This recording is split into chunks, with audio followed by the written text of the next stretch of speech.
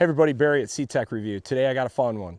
We are going to install airbags finally and address the problem of sag with towing with the 2025 Ram RHO. We've teamed up with a company called Timbergrove Enterprises in Wisconsin, small family owned business. They got a super trick product for the TRX and RHO, and we're going to show you how this system installs as well as how it works. Let's get to this.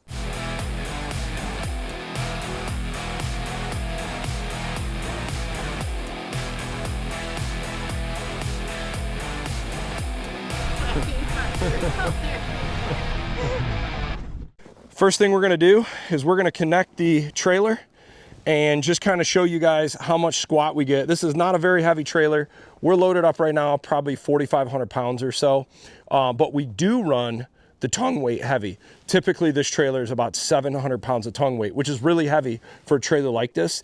We do it, it's intentional by the manufacturer. This is a Neo trailer, and it's intentional in the aspect that these enclosed aluminum trailers for wintertime towing, they typically are nose heavy for better traction in the winter, and that's when we're towing this thing. And plus we've got it loaded inside, kind of heavy on the tongue, but I found this trailer tows better that way. So this is not ideal situation with snow on the ground and whatnot, but we're gonna take measurements and we can at least see pre-airbag install, airbag install without air, and then with the air. We're sitting at about just shy, I'm gonna call it 41.5 inches, no trailer connected. Let's connect the trailer now and see how much it drops it down.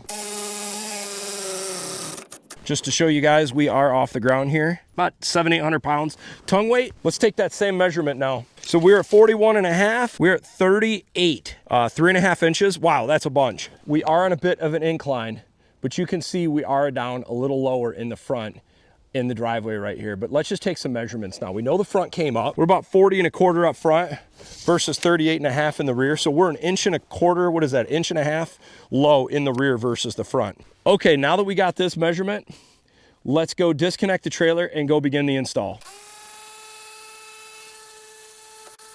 All right, just for reference again, we disconnected the trailer. Yep, 41.5. Let's measure the front real quick, 39.75. So you got about 1.75 inch rake from front to rear in stock ride height. All right, guys, so here you have it. This is the Timbergrove bags for the 25 and up Ram 1500 RHO. Believe it or not, this is a whole new kit. They couldn't just take the off-the-shelf TRX setup because the bracketing on the top side is different to get mounted in the frame. But these guys have been making a lot of really cool stuff for the TRX for the past few years. I want to just talk about a few things in this kit. Number one, this material is 304 stainless steel, so this is going to hold up really good if you're in Midwestern northern climates that you're going to see salt. Hardware is also, a lot of it is zinc coated, but everything you see here is 304 series stainless. That is these stamped components. I'm going to go over some of the other stuff. These airlines, you notice how there's caps on these? We're going to come back to that. You want to save these if you ever plan to remove the airbags for full off-road use. These do have a slight reduction in compression travel, but you do get the full extension travel. That's what's unique about these bags. Full extension travel while connected at both the frame side and axle side, but you do lose a little compression travel. So if you're doing extreme off-road use, you're gonna remove these 3 brackets on the top, and you're gonna remove these 2 bolts down below and remove the center airbag. You'll keep the bottom axle bracket side and frame side connected. Then the next thing you're gonna wanna do is disconnect the airline right here, and you're gonna recap these lines so moisture doesn't get back in them. We'll talk more about that later.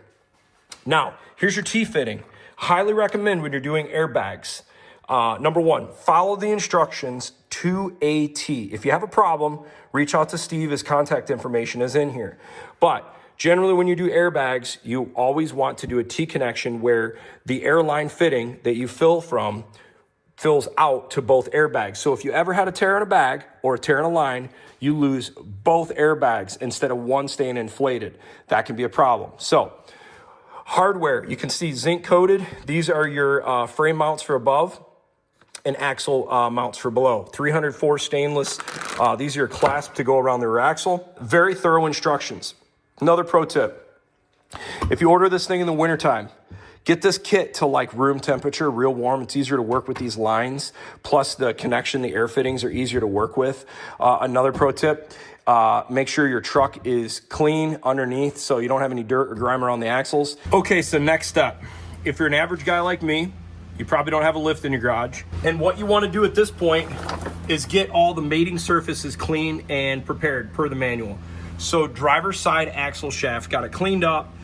Any burrs or any extra dirt, I got it cleaned up. I also threw a little extra paint.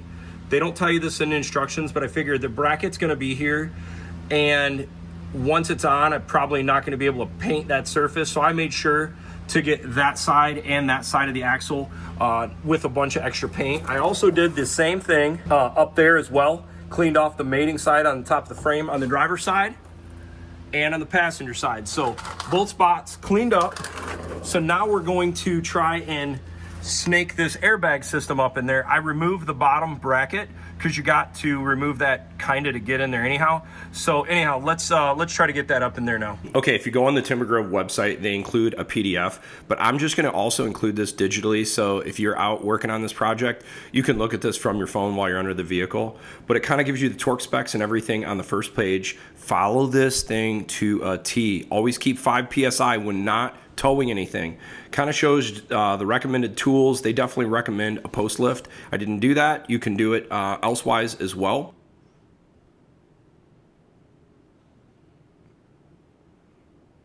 If you're not interested in this, obviously feel free to fast forward, but I will at least include this so that you guys can see this if you're working through the project. Steve did a good job putting this thing together. He also mentions on this one spot right here is to potentially remove this little clasp that holds down. You could probably take a die grinder and remove this because it will make contact with the airbag. I've not done this yet. I do need to do this though.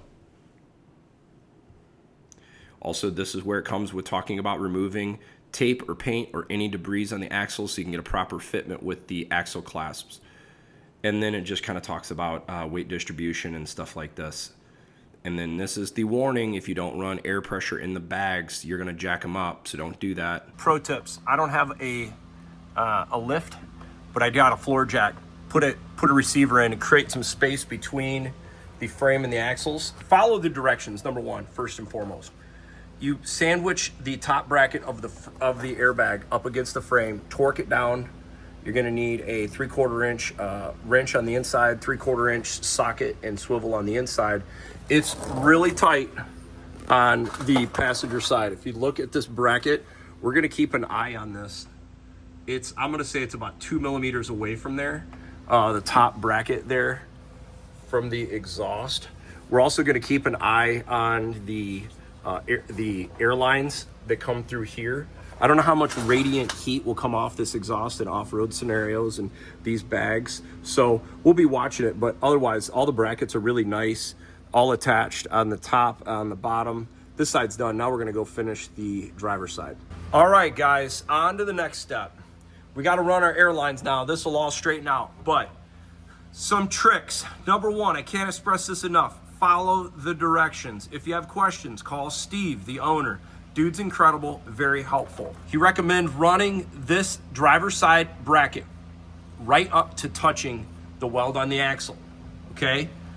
To do so and to get everything lined up, you're gonna run this top flange from the airbag on there will be 2 holes space between the wheel and the cradle. Another pro tip, gotta make sure, and it's hard to see in the video, you gotta make sure this cradle on the axle is straight, not cocked at all. It's got to be perfectly straight.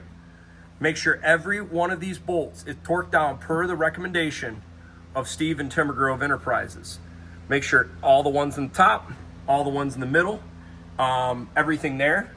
Now let's shift to the passenger side. This one lined up a little easier. Top cradle will also be touching the driver's side axle side there as well. This bracket will be in the middle position. You see that? In the middle from the top of the cradle, or sorry, top of the axle cradle to the bottom of the airbag. And then this top one is a little bit of a bear to get in. I'm not gonna lie. You gotta use an extension, and getting around the exhaust, man, is gonna be fun. It's a bit of a tight fit up there, but the OEM exhaust looks like it'll be all right. We're gonna obviously put 1,000 miles on this thing real quickly, and we will see if we have any witness marks on the exhaust. But there you go, guys. Passenger side, driver's side, airbags all installed, cradles, everything looks nice. And now onto the airlines. Okay, so we got 3 separate airlines. You can tell the ones with the caps on it. These are the ones for each individual airbag. So you got airbag here, another cap airbag, and then this is the one that will go, this is your Schrader valve, that will go to your T connector. So this one will go in the middle. Then you'll have each line that goes out to the side. Now, I'm gonna keep a bunch of extra because I found with airbags in the past, it's better to have too much than too little, especially if you get a loose or bad connection at one of these points. You can snip a little end off, cut a little end off with a razor blade. And the fact that serviceability, I'm gonna keep a bunch extra so that in the future, if we wanna pull the airbags on and off for off-road purposes, we'll be good to go. And we don't have to worry about running new airlines. I'm gonna show you guys where I put my Schrader valve. I put the Schrader valve right here, facing down and in the back. It's easy to get to. And I ran the airline up through here. Now, you're gonna look at this and be a little bit confused. And it's because I'm confused, because I'm not entirely sure quite yet how I want to run the airlines. But right now, what I didn't wanna do was cut the airline short and screw myself. So I'm gonna show you what's important. This is irrelevant. You guys can put your Schrader valve wherever you want. But what's relevant is how you route your airline out of your airbag. What I'm trying to stay away from here is I'm trying to stay away from the exhaust, and I'm trying to stay away from the springs for movement. So you kind of got to pinch it right in here. I secured it to this spot on the frame there, ran it up on top of those there, tried to steer as much as I can around the exhaust. Now, see all this mess going on here? That's purposeful. I've got a bunch of extra spare line there. It's hidden out of the way. I've got it zip tied in a few spots so it's not gonna make noise, but the whole idea is it gives me flexibility. If I wanna make changes in the future, I've got extra line there. So then that teed off to there. This line over here, this one right there, is running from the passenger side. Okay, so you can kind of see how I ran the driver's side and then the Schrader valve. Now I'm gonna go show you the passenger side. This one in waves was a little trickier. You gotta kind of sandwich it this way, because you can't go that way because the exhaust system. You can't go that way because the spring. So I went through this angle here, ran it through the top of that cross member there because I wanted to snake it through. Now there's a bunch of different ways you could run this through. I'm not gonna get any issue with hitting my track bar and my exhaust, and I wanted to keep it sandwiched. I then zip tied it there, ran it across the top, connected it on the body there, went across the frame, across the spare tire, and then connected to the driver's side T. All right, so we got the Timbergrove air springs all attached. Kind of see them through the wheel well.